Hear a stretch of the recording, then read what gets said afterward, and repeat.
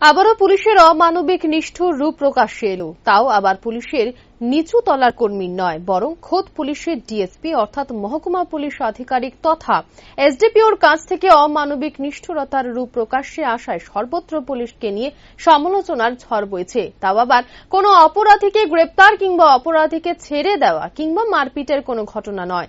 10 বছরের বাচ্চা উদ্ধারের ঘটনায় মহকুমা পুলিশ অফিসার নিজের দায়িত্ব থেকে নিজেকে আলাদা করে রেখেছেন। ঘটনা কৈলাস শহরের চিরাকুটি এলাকায় 10 বছরের শিশু উদ্ধারকে কেন্দ্র করে কৈলাস শহরের এসডিপিও তথা মহকুমা পুলিশ অফিসার শিবু রঞ্জন দে নিজের দায়িত্ব থেকে নিজেকে দূরে সরিয়ে নিজের অমানবিক নিষ্ঠুর রূপ প্রকাশ্যে আনেন। এই ঘটনা ইতিমধ্যেই সামাজিক মাধ্যমে ভাইরাল হয়ে গেছে। উল্লেখ্য, মঙ্গলবার সন্ধ্যায় কৈলাস শহরের চিরাকুটি এলাকায় এক মুদির দোকানে মা তার 10 বছরের শিশুকে রেখে পালিয়ে যায়। দোকান মালিক দোকান বন্ধ করার সময় দেখতে পায় দোকানের বারান্দায় একটি বাচ্চা দাঁড়িয়ে আছে। দোকান মালিক বাচ্চাটির সাথে কথা বলে জানতে পারে যে বাচ্চাটির নাম কিষান মুন্ডা এবং বয়স 10 বছর।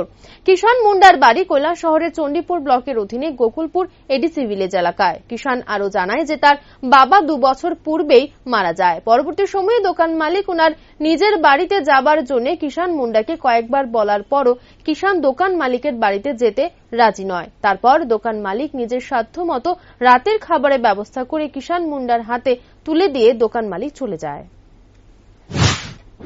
আমাকে ফোন করে কইছে কি যে এরকম চিরাকুটি বাজারে একটা ছেলে কাল রাত থেকে মানে রাত্রে বেলাও ছিল, তো ওরা খবর পেয়ে গেছে।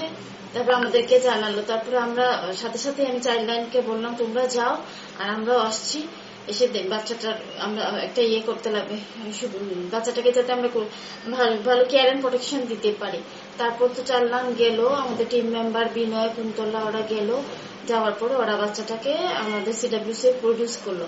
তারপর আমরা বাচ্চাটার সাথে কথা বলে বাচ্চাটা যেহেতু বলছে ওর স্টেপ মাদার ওকে ফেলে রেখে চলে গেছে, তো আমরা তারপর ওকে রাত্রটা তো ওর রাখতে লাগবে, তো আমরা ওকে রামকৃষ্ণ অভেদানন্দ আশ্রম কুমারঘাটে ওকে পাঠালাম। এখনো বাচ্চাটা কুমারঘাটে আছে।